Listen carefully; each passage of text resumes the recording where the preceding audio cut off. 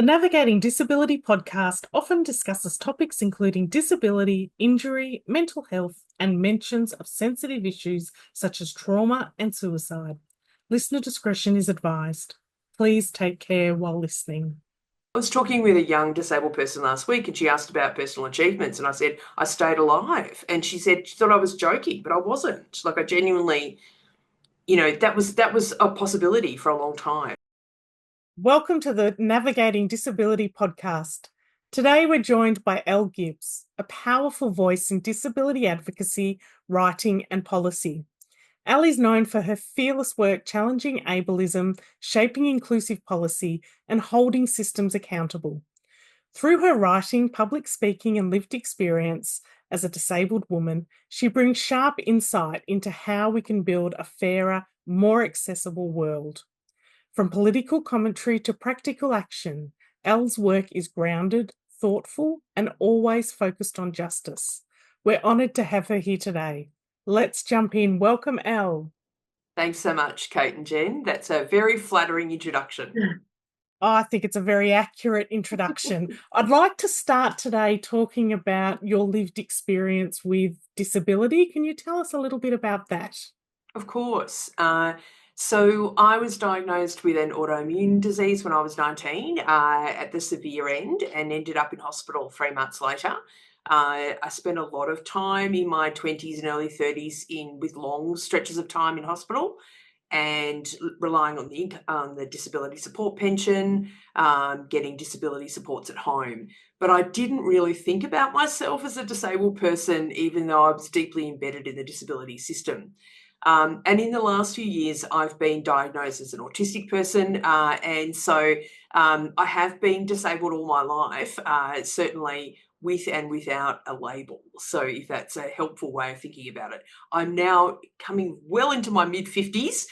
So I've been disabled for the majority of my life. And I came to understand myself as a disabled person and part of the kind of broader disability community and history in my early 30s through reading the writing of other disabled people, particularly disabled women and gender diverse people. And so it's been a really interesting move from thinking about myself in the individual circumstances, which I think for lots of people with disability, particularly who have engagement with the medical system, we're encouraged to think about ourselves as just one treatment or one medication away from a cure and no longer being sick. But that was pretty clear that fairly early on that wasn't going to be the case. So understanding myself as a disabled person helped to put what was happening to me in perspective, and then to discover that I was part of a wonderful community and a broad history of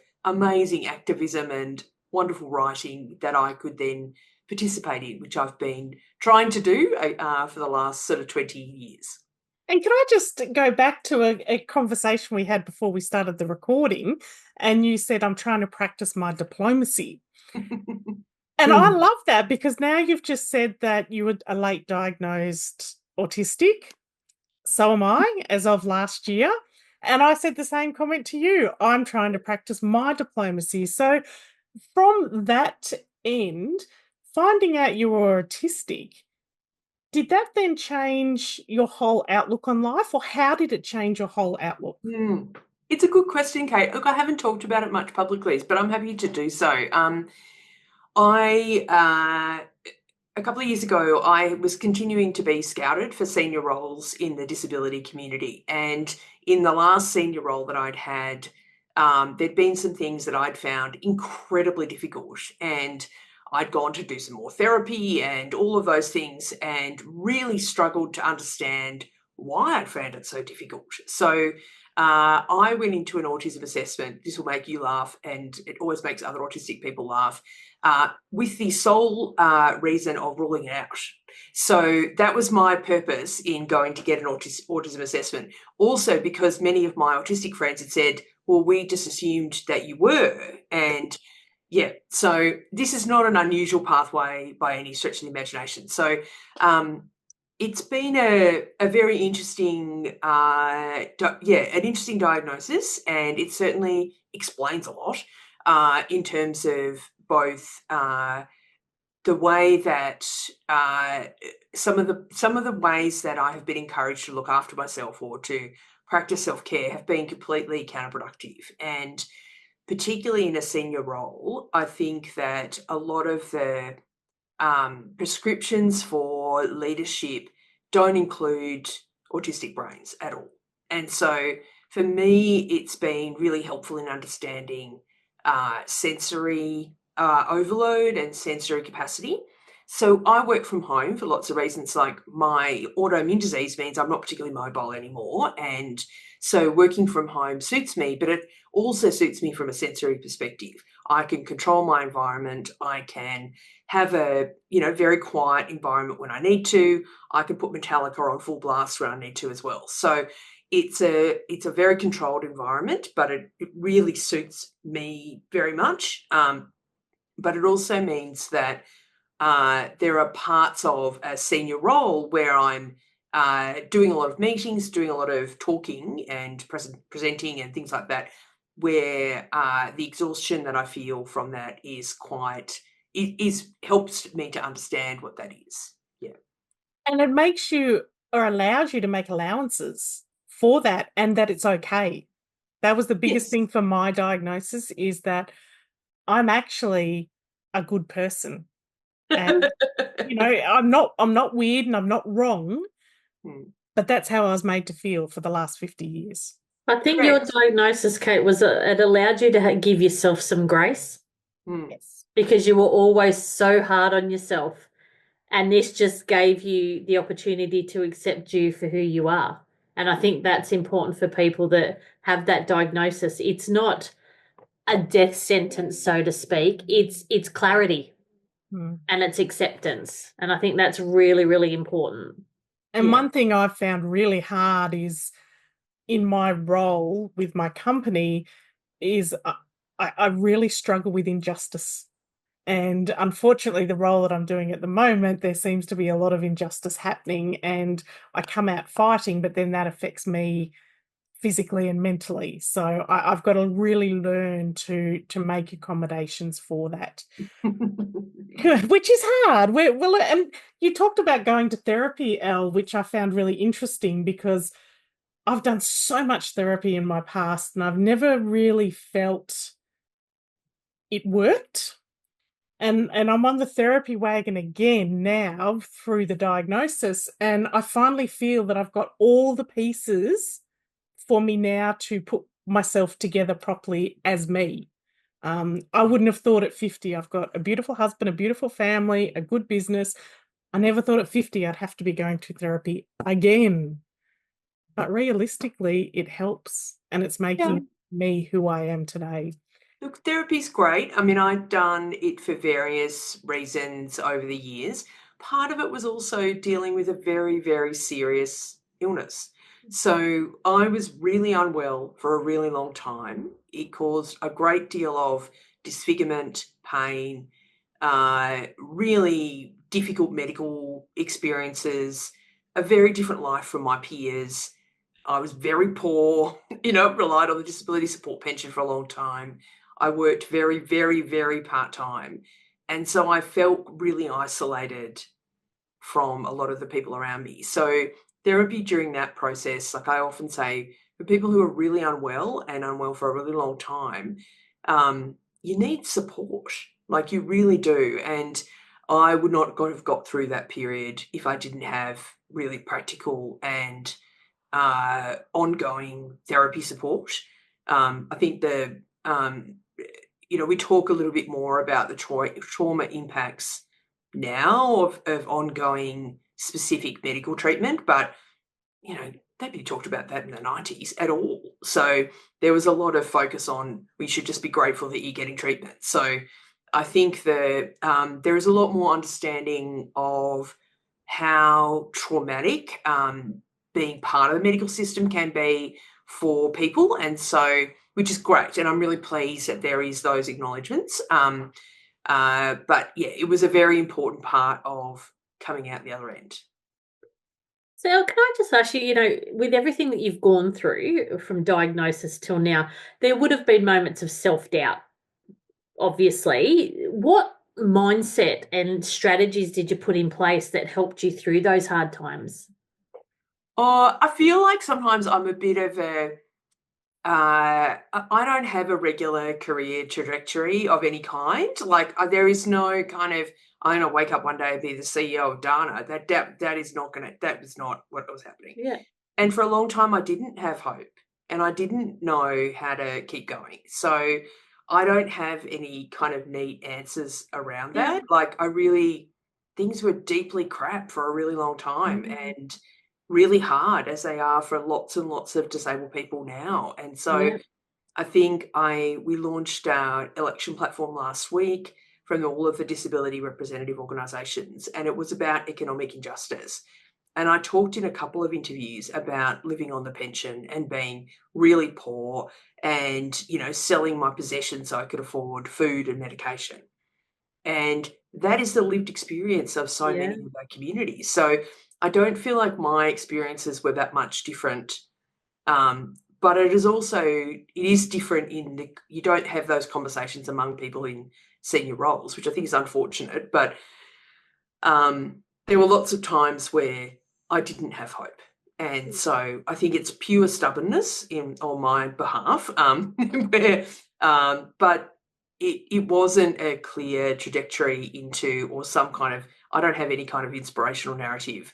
I think Yeah. sometimes I just dug my feet in and, stayed alive And and just survived pretty each much. day. Yeah. Yeah, I was talking with a young disabled person last week and she asked about personal achievements and I said, I stayed alive. And she said she thought I was joking, but I wasn't. Like, I genuinely, that was a possibility for a long time. And so I think it's okay to talk about it not being a steady, kind of easy journey. Like, I think that there are some people who think a late diagnosis of autism means that things were not hard.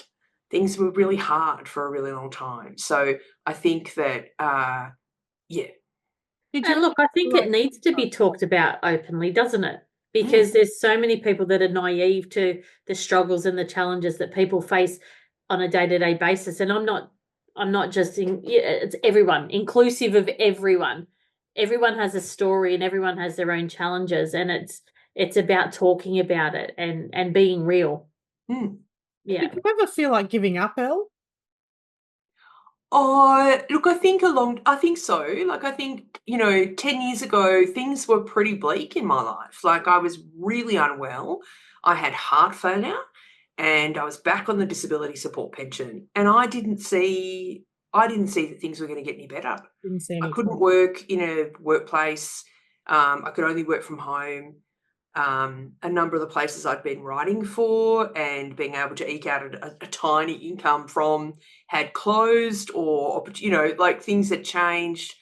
I was really struggling to work out what to do next. Like, I really was. And it was, the community of disabled people who really did, uh, help me get my foot in the door in terms of a job that I could do from home, that saw that I had value in terms of contributions to the disability representative organisations movement, and that I had some skills to bring to the community again, and had a role that I could play through this.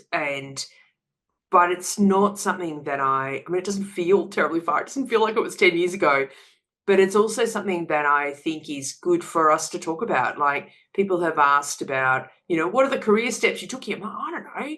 Like, that's not my kind of role at all. And I think for lots of disabled people, we talk about the barriers that we face. And yet, when we're asking disabled people to step into leadership positions and we're looking for people to step into leadership positions, we have to understand that the barriers that we talk about in theory are the actual barriers in Are people's lives. real. Yeah. And the more marginalised people are, the more barriers that they face. So to kind of expect that senior candidates for senior jobs will have exactly the same kind of resume as a white bloke from a, white non-disabled person, from a rich suburb in a major capital city, it's just unrealistic. Ludicrous. Hmm. Growing up, who was your biggest support person? Because you said you were diagnosed at 19, but I'm assuming, and please correct me if I'm wrong, there was a lot of lead up to that final diagnosis. I was diagnosed with an autoimmune disease at 19, but only diagnosed as autistic 2 years ago. So just to separate those two things. And look, I was pretty isolated growing up, and I think lots of people talk about what it's like being autistic at school, and I was one of those kids. So you talk about not feeling weird. I'm weird, and I'm a proud weirdo, and I was a deeply weird kid and a very strange kid at school. So school was not a happy place. They talk about school refusers now. I was one of those kids. So it was not a great experience for me at all. But the good thing was I played a lot of music. So I did, played in orchestras and that kind of stuff. And that was certainly my best happy place in terms of fun things to do. There again, how anyone didn't know I was autistic, I have no idea, but extremely autistic thing to do. But yes. Then, a lot of people didn't know about autism. I used to think autism was, the people in the vans licking the windows. And I'm horrified to say that now. Absolutely horrified. But that was my understanding and experience of disability. Look, I do think that within our community, we often view people with intellectual disability in those kind of ways. And I am really proud that I have friends and colleagues with intellectual disability who've grown up in those kind of environments, and they are as important parts of our community and our history and of activism as all other parts. And I think that as autistic people, like for me, I mostly have speech these days, which is great. I didn't as a kid. But to be really inclusive of everyone, not just those of us who can present in a conventional way. I do think there's a problem sometimes in the autistic community where we and in the disability community more broadly, where we can throw people with intellectual disability, including autistic people with intellectual disability, under the bus. So I am really proud to be in alliance and support of my colleagues and comrades with intellectual disability, and really value their work and their activism and their staunchness in our community. And they are so strong. And we spoke before to another person. I'm a firm believer that everybody has potential, whether it's here or whether it's here. Everybody has potential. They just need to be given the right tools to be able to reach that potential. And I think that in community sometimes gets overlooked. People tar everyone with the same brush, and they don't treat people as an individual. Oh, I think it's a bit more than that. I think we have quite a lot of internalised ableism in our community towards people with intellectual disability, which is deeply shitted. And I think that people without intellectual disability can advocate for policies that actively hurt people with intellectual disability. So I think it's a little bit more than just treating people as an individual, which is fine. But in terms of kind of broader inclusion and broader community attitudes, people with an intellectual disability have some of the most severe attitudes. We've just seen, a significant increase in particular terms used to target people with intellectual disability, both in the US but also here, used in election campaigns that specifically single out that part of our community. So I think it's worth all of us recognising that as an overt thing, calling it out, and being very clear that we do stand together, that we don't separate our community out, into the so-called acceptable bits and the other bits. Like, it doesn't work. For me, particularly, it doesn't work like that. So, Dana, we represent advocacy organisations across the country, and our members work with, the most marginalised people with disability, and I'm deeply proud of that. So moving forward, how do we change the narrative? Which one? Good question. The one you were just talking about the people with the intellectual disability. How do we change community's perception?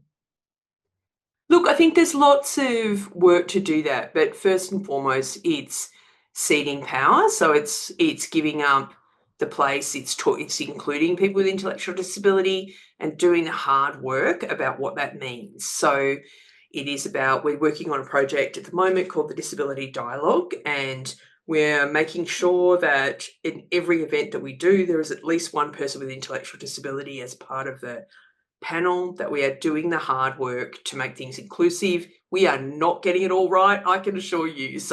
But we are working our butts off to make that happen, that we are trying to listen and to the expertise of people with intellectual disability and their families and their organisations, and putting our money where our mouth is. So making sure that things are an easy read, making sure people are included, and that things that particularly impact people with intellectual disability are on the agenda. So, for example, employment is a really good one.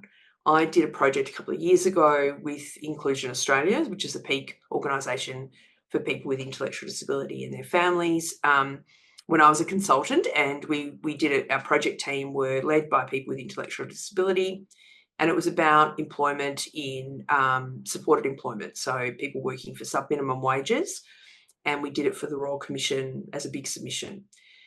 And there were a whole lot of barriers that people with an intellectual disability face that I don't face, for example. And I've faced lots of barriers in employment. We had lots of things in common, but I've never been paid under the minimum wage.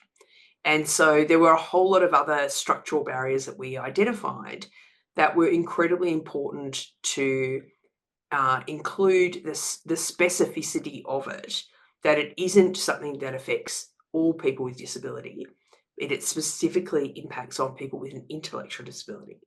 And so I think we can talk about our broad community and things that affect all of us, which is great, but we also need to be specific about the things that affect some of us, if that makes sense. So, and particularly those who have the least.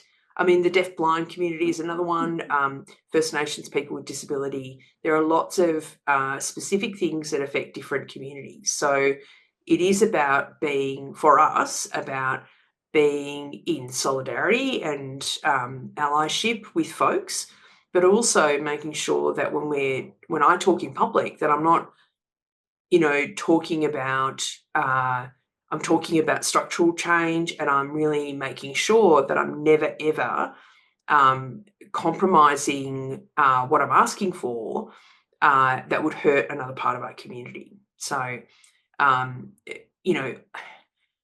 think there are, it's no surprise that I'm a bit left wing, right? So there's no surprise about any of that, right?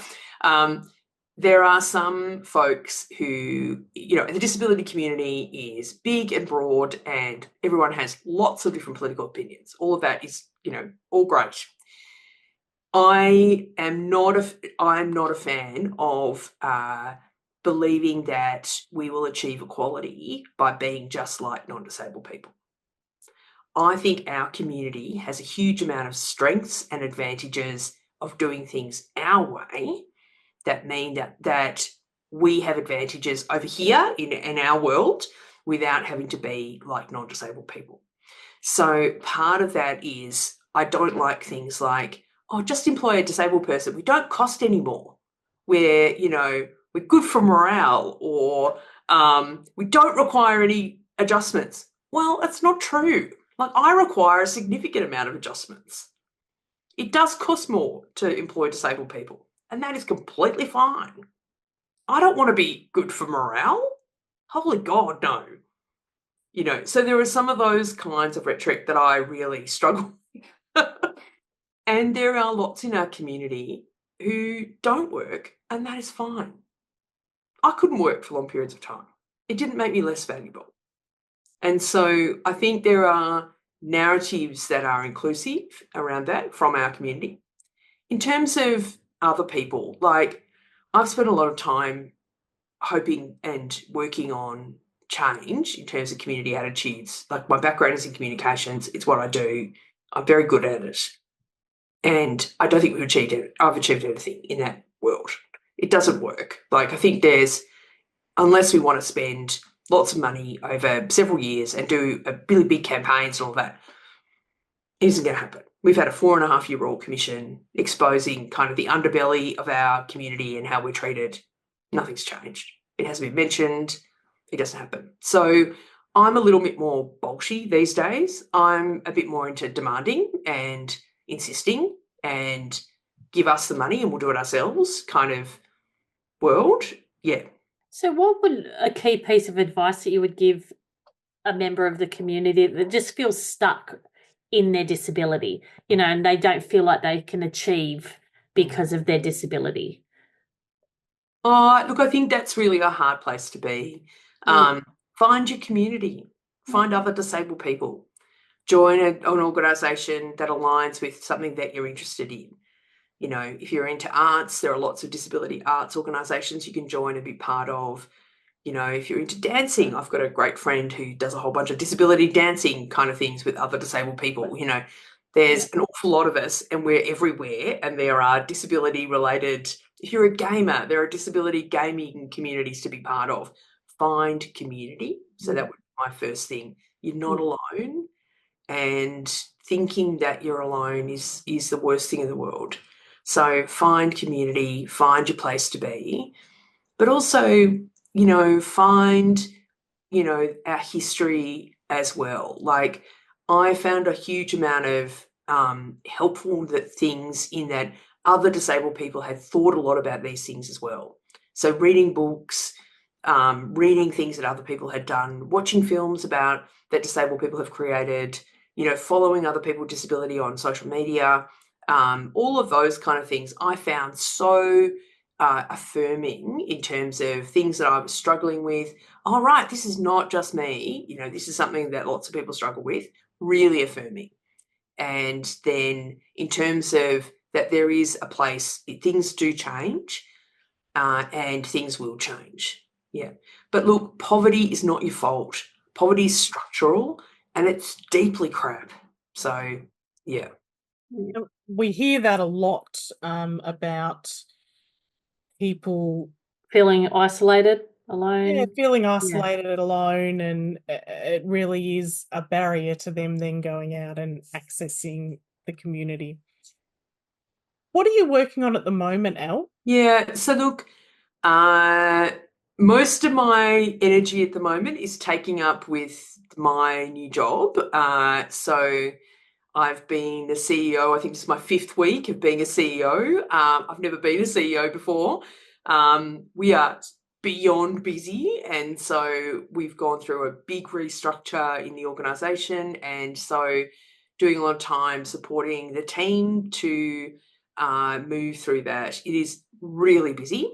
We're doing a lot of thinking about the next government and some big pieces of reform. So my nerdy policy brain is getting a bit of an exercise and a workout about how do we deliver change for people with disability that works the best for them. So how is all of these different pieces going to work together? How are we going to influence the different parts of the reform agenda, but also what else needs to be on the table? So doing a lot of that, which I do enjoy. That's a very autistic, nerdy thing to do. Thoroughly enjoy that. But I am missing, I knew this would happen, that taking on the CEO role and my role as the co-chair of the NDIS Reform Advisory Committee would mean that the writing really would have to take a bit of a back seat. And at the moment, that has been the case, which I do miss. But it's one of those things where I had to just make that decision about my energy and time and what is actually possible, even for someone like me who does work a little bit too much. But it's a lot to get used to. I think that it is an exciting time for people with disability to be coming into these roles. My lovely former boss has been appointed as the New South Wales Ageing and Disability Commissioner. Catherine Whittington in Tasmania as a disabled person, as a commissioner there. my friend and comrade Natalie Wade at the Quality and Safeguards Commission, and Dan Stubbs in Victoria at the Victoria Registration, Disability Workers Registration Commission. We have people with disability kind of at the table in ways that we haven't before. Doogie and I going and talking to the Disability Reform Ministers' Council. It feels really exciting that we are in these kinds of positions to be able to speak truth to power in ways that we haven't been able to for a long time. And, you know, it's very daunting and very exciting. And I'm really conscious of trying to represent our community as well as best I can, and trying to make sure that my blunt self is maintained in those things. And please be assured, I am trying very hard to be diplomatic, but it is something I don't always succeed in, and it makes everybody laugh, including the minister, because they all know exactly what I'm like. So Say what you mean. yes. Oh, I don't think I'm capable of doing anything else, Kate. No. And I agree. I'm exactly the same. Yeah. One thing that I find really interesting, and I'd love to get your thoughts on it, you've talked, I'm going to say negatively, but I don't quite mean that, about the really rough time that you've had from the 19-year-old diagnosis of the autoimmune, in and out of hospital, being broke, being poor, all of that, to now becoming a CEO of a major organization. How did that happen? Well, there are two things. So, as I said, sort of 10 years ago, the community helped me get my foot in the door in terms of in the national peaks. And I worked really hard. I'd worked around in media and communications in particular before, in politics and in other areas. But people helped me and were like, you should be doing this. And I'm like, well, you know, I can only work from home. I can only work part-time.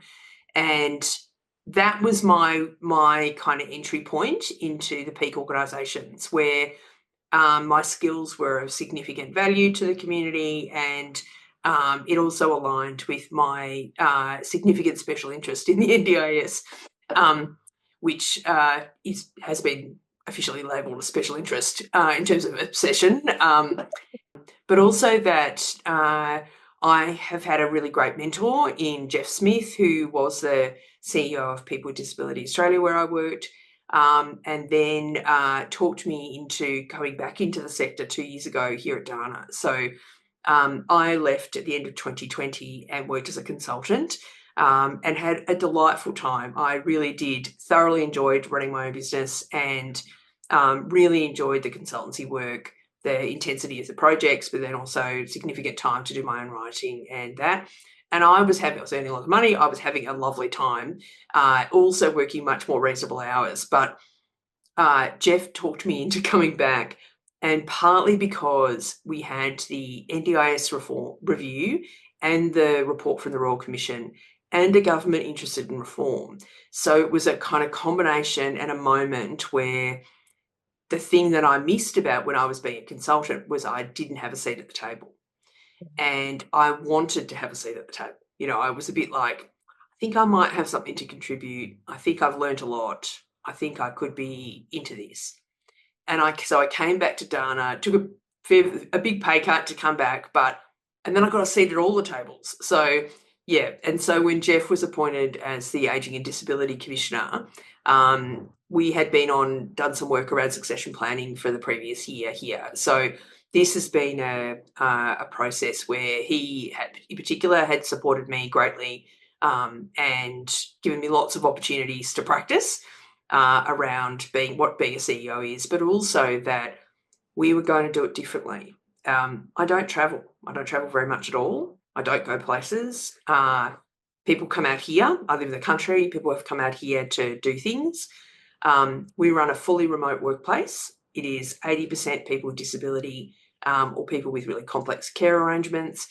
You know, it's a very significantly disability-led workplace. We run things very differently, and we have been working on that for a year and a bit. So it's been I think that mentorship has been absolutely essential.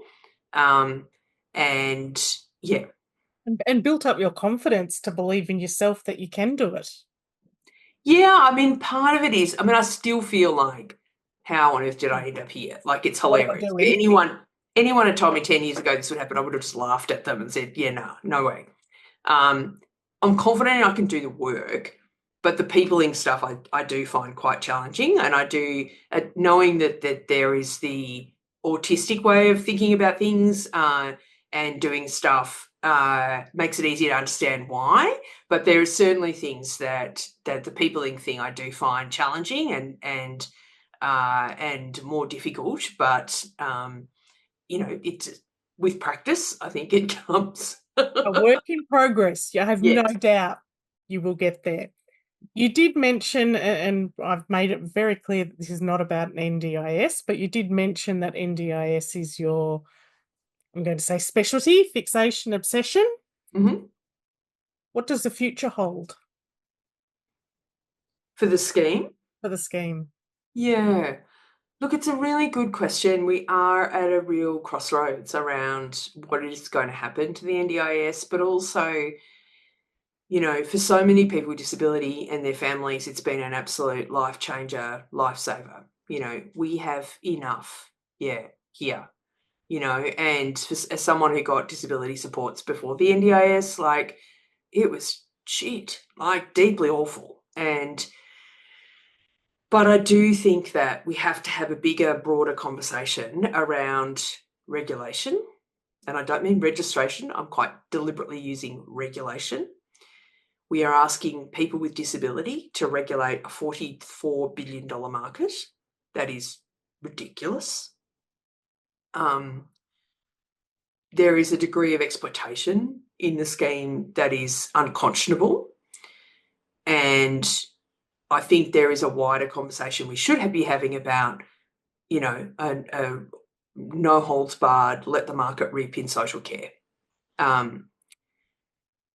I do think that the work that needs to happen around foundational supports is going to be absolutely critical to the scheme's success.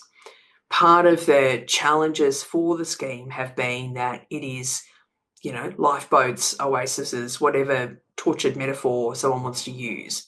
But it's been it for most people. That's it.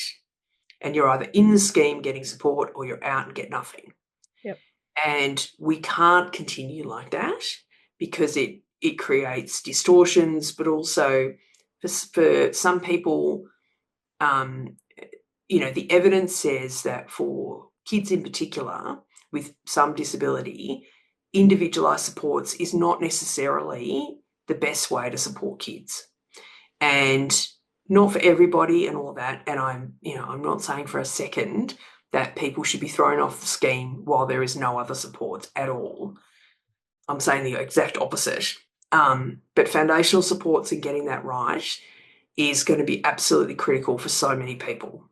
And how we do that and how do we make sure that, everybody can get what they need, in terms of disability support, where and when they need it.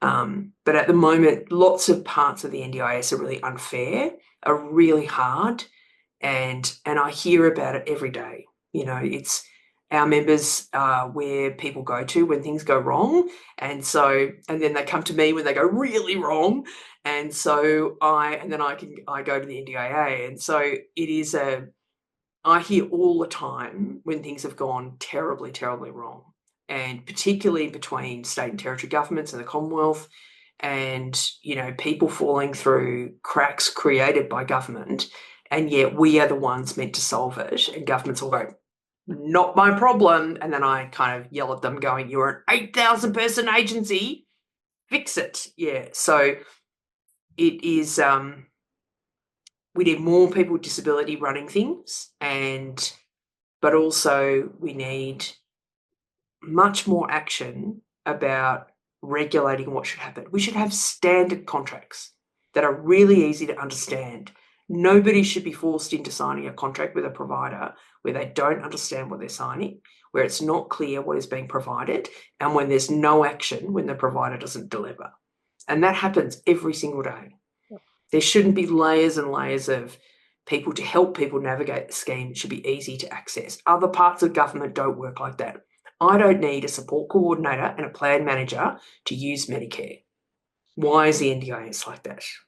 So I think there's part of this where, we've got to, the complexity of the scheme needs to be solved so that when people with disability are engaging with it, it is easy to do and easy to navigate. But and the regulatory environment, both the mainstreams at ACCC and all of those kind of agencies, as well as the Quality and Safeguards Commission, all need to have the powers to act and to do it proactively. It shouldn't rely on people with disability to be raising complaints all the time. So I think there's work to be done in those areas, and I'm certainly going to be harassing the next government to be doing all of those things.